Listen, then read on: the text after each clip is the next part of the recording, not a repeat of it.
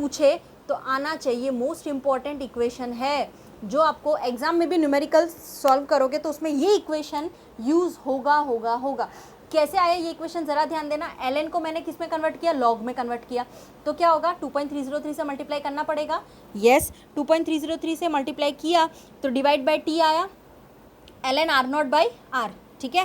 तो ये इक्वेशन मेरा के लिए है, रेट कांस्टेंट जब भी बोले तो ये इक्वेशन आएगा, ठीक है। इसलिए मैंने बोला ये इक्वेशन सोते जागते कभी भी याद हो जाना चाहिए। ओके चलो, तो ये इक्वेशन याद रखना है आपको। अब यहाँ पे ध्यान दो कि log r0/r that is equal to kt divide by 2.303।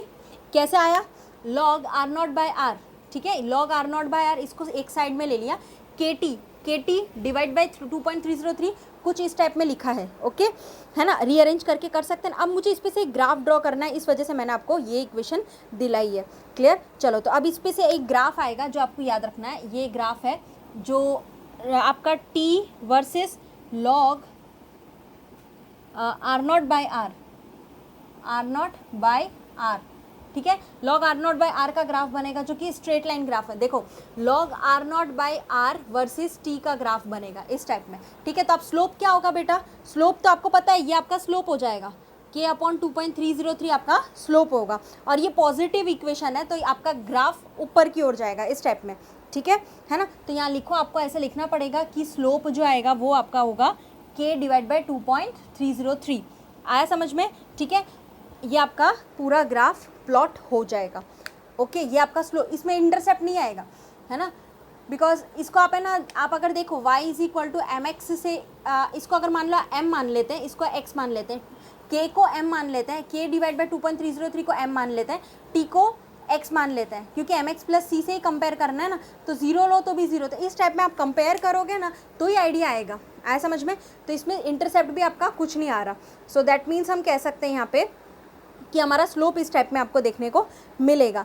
अब इसके बाद आपके पास इक्वेशन जो एक बोला है, hydrogenation of इथिन is an example of first order reaction. First order reaction का एग्जांपल बोले तो आपको हाइड्रोजिनेशन, यानी हाइड्रोजिनेशन का मतलब क्या होता है, हाइड्रोजन ऐड करना, ठीक है। तो हाइड्रोजिनेशन ऑफ इथिन मॉलिक्यूल, तो देखो इथिन मतलब C2H4 हुआ, है ना। इथिन में कितने कार्बन होते हैं, 2 कार्बन होता है ना, और इथिन, थीन मतलब डबल बॉन्ड, 2 कार्बन, तो हाइड्रोजन भी कितने होंगे, 2 आया समझ में। क्योंकि क्या होता है कि हमें 4 वैलेंसी कितनी हो, कार्बन की कितनी होती है, 4 होती है। तो देखो 2 हाइड्रोजन इधर आया, 2 बॉन्ड इधर लग गए, आया समझ में, ऐसे 2, फिर यहाँ पे 2 है और 2 4, तो हम कह सकते हैं कि ये इथिन मॉलिक्यूल बना। इथिन का हाइड्रोजिनेशन करना है, मतलब उसमें H2, हाइड्रोजिनेशन का मतलब क्या होता है कि उसमें H2 ऐड करना है, ओके। तो H2 ऐड किया तो मेरे पास क्या बना, C2H6 बन गया, आया समझ में। तो ये इसका फर्स्ट ऑर्डर रिएक्शन का है। अगर रेट लिखना है तो कैसे लिखोगे, KC2H4, ओके, ये इसका रेट हो जाएगा। अगर आपको रेट लिखना है तो R is equal to KC2H4 आपको दे देना है, और ये फर्स्ट ऑर्डर है इस वजह से यहाँ पे 1 आ जाएगा, आया समझ में, ठीक है। तो इस टाइप में आप लिख सकते हो। कोई भी आपका नेचुरल, आर्टिफिशियल, एक आपका एग्जांपल भी है जो बोला है radio active, artificial radio active DK of unstable nuclear, जो हम फर्स्ट ऑर्डर काइनेटिक्स में ले सकते हैं। अगर आपको रेडियो एक्टिव एलिमेंट की बात बोले तो आपको क्या करना है, ज़रा ध्यान देना। रेडियो एक्टिव एलिमेंट्स के अंदर आपको एक चीज़ ध्यान देना है, जो कि यहाँ पे रेडियम और ये सब सारी चीज़ें आती है ना, तो इसको हम जैसे रेडियो एक्टिव एलिमेंट में भी ये फर्स्ट ऑर्डर का एग्जाम्पल है, 88 कुछ 88 है, 226 है, ठीक है। इसको आप तोड़ो, रेडियम को तोड़ो तो ये बन जाता है 224 हीलियम में, और प्लस Rn 86 और ये बन जाएगा तुम्हारा 4 है ना, तो 222। देखो मैं आपको बताती हूँ। और इसका अगर आपको रेट लिखना है तो कुछ इस टाइप में आपको देखने को मिलेगा, rate is equal to K into RA, ठीक है। ये आपको रेट देखने को मिलेगा, ज़रा ध्यान देना इसमें। ये रेडियो एक्टिव एलिमेंट है। रेडियम क्या है, रेडियो एक्टिव एलिमेंट है। रेडियो एक्टिव एलिमेंट कौन होते हैं, जो अनस्टेबल होते हैं, ठीक है, जो अनस्टेबल होने के साथ साथ रिएक्शन में भी प्रॉब्लम थोड़ा देते हैं, इतना ज़्यादा स्टेबल नहीं होते, इस वजह से रेडियो एक्टिव एलिमेंट्स रिएक्ट भी नहीं करते, ठीक है। तो रेडियो एक्टिव एलिमेंट्स जो होता है 88 226, ये इसका एटॉमिक नंबर, ये उसका मास नंबर है, रेडियम है। इसको आप लोग एक पेरेंट में कन्वर्ट करोगे तो ये हीलियम आ जाएगा।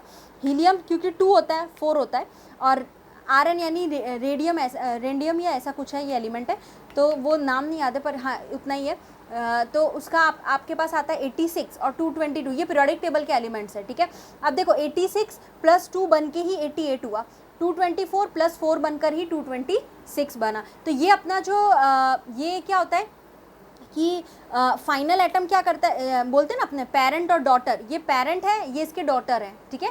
पेरेंट एलिमेंट तोड़ के अपना डॉटर एलिमेंट बनाता है, आया समझ में, ठीक है। तो यहाँ ये था हमारा फर्स्ट ऑर्डर रिएक्शन का पूरा मैकेनिज्म और थियरी, ओके। इसके बाद एक एग्जांपल आता है जो आपकी टेक्स्ट बुक में गिवन है ना, वो आपको ध्यान रखना है, ओके। तो ये जो एग्जांपल मैं आपको बता रही हूँ उसमें क्या बोला है कि the initial concentration, example number 4.5 है, तो ज़रा ध्यान देना, 4.5, ठीक है। तो 4.5 एग्जांपल में आपको ये बताया है कि the initial concentration of N2O5 in the following first order reaction, N2O5 यानी कि इनिशियल कॉन्सेंट्रेशन है N2O5 का। चलो पहले रिएक्शन लिख देते हैं, N2O5 that gives 2NO2 plus half O2, clear. इस टाइप में आपको रिएक्शन गिवन है, ओके। तो देखो सबसे पहले ध्यान दो कि N2O5 की जो फर्स्ट ऑर्डर रिएक्शन की बात हुई है, तो उसमें आपको इनिशियल कंसंट्रेशन 1.24 इंटू 10⁻⁻2 मोल पर लीटर है 318 केल्विन पे। जो कंसंट्रेशन N2O5 का आफ्टर 60 मिनट्स के बाद चेंज हो जाता है, दैट इज़ 0.20 इंटू 10⁻⁻2 मोल पर लीटर, ठीक है। कंसंट्रेशन चेंज हो गया, कैलकुलेट द रेट कांस्टेंट, आपको K निकालना है, आया समझ में। तो आपको देखो गिवन डेटा में आपको गिवन है कि इनिशियल कॉन्सेंट्रेशन आपका R0 हो गया, 1.24 इंटू 10⁻⁻2 गिवन है, फिर R आ गया जो आपका 0.20 इंटू 10⁻⁻2 है, क्योंकि वो कॉन्सेंट्रेशन आया ना, चेंज हुआ तो, है ना। और टाइम आपका कितना गिवन है, 60 मिनट, ये हाँ यस मिनट्स है, क्लियर। तो इसमें फर्स्ट ऑर्डर रिएक्शन का आपको इक्वेशन लगानी है, याद करो क्या था इक्वेशन, ज़रा आप थोड़ा सा याद करोगे तो आपको पता चल जाएगा, log R1 by R2 that is equal to K T2 minus T1 divide by 2.303। ये इक्वेशन आपका आ ही गया है, कहाँ से आया ये इक्वेशन, याद करो मैंने आपको बताया था K upon T2 minus T1, ये इक्वेशन पढ़ी थी ना अपने ने आगे, है ना। एक इक्वेशन इस टाइप में पढ़ी थी हमने, सॉरी ये आया था 1 अपॉन, ये इस टाइप में K is equal to 1 upon T2 minus T1 ln R1 by R2, ऐसा पढ़ा था, ये इक्वेशन पढ़ी थी ना। तो उसमें वही तो किया है, यहाँ पे क्या किया, ln R1 बाई R2 वो इधर लॉग में लिया है, that is equal to K into T2 minus T1 divide by 2.303, क्योंकि अब ये ln से लॉग में कन्वर्ट हुआ तो 2.303 आ गया, बस, और कोई चेंजेस नहीं है, आया समझ में, ठीक है। तो ये इक्वेशन इस टाइप में बनेगा। और हम कह सकते हैं कि हम जानते हैं कि हम एक इक्वेशन तो और भी जानते हैं ना K के लिए, क्या जानते हैं, हम जानते हैं 2.303 divide by T log of R0 by R, ये जानते हैं इक्वेशन, ठीक है। तो हम इसको कैसे कर सकते हैं, 2.303 divide by T2 minus T1 log of, अगर मैं चाहूँ तो यहाँ पे R0 बाई R को R1 बाई R2 भी तो लिख ही सकती हूँ, आया समझ में, क्योंकि मेरा R1 क्या इनिशियल कॉन्सेंट्रेशन, R2 क्या है मेरा फाइनल कॉन्सेंट्रेशन है ना। वैसे भी R0 बाई R ही है, या कुछ भी लिखो, और T क्या है, T2 माइनस T1, तो इस टाइप में भी इक्वेशन आप लिख सकते हो, क्लियर हो गया, है ना। कोई भी इक्वेशन लिखो, बात सेम है। चलो अब हम ट्राई करते हैं करने की। तो आप जानते हो यहाँ पे कि यस 2.303 डिवाइड बाई T2 क्या है मेरा 60, ये फाइनल है, इनिशियल 0, यहाँ पे आ जाएगा लॉग 1.24, ये अपना इनिशियल 1.24 आपका R0 है, ये R0 ले लो, इसको RT ही मान लो, जो भी बोलो, ठीक है ना। ये इनिशियल है और ये फाइनल है, ठीक है, जो मानना हो मान सकते हो, इनिशियल फाइनल ऐसे कुछ भी लिखो, आया समझ में। चलो तो 1.24 इंटू 10⁻⁻2 करके कर दिया, वैल्यू डाल दिया, 0.20 इंटू 10⁻⁻2 मोल पर लीटर लिखना मत भूलना, कैंसिल हो जाएगा। तो 2.303 divide by 60 log of 6.2 minute inverse, ठीक है ना। इसका आप लॉग ले लेना, ये तो कैंसिल ही होगा, आपको इनको डिवाइड करना है और लॉग 6.2 आ जाएगा, ओके।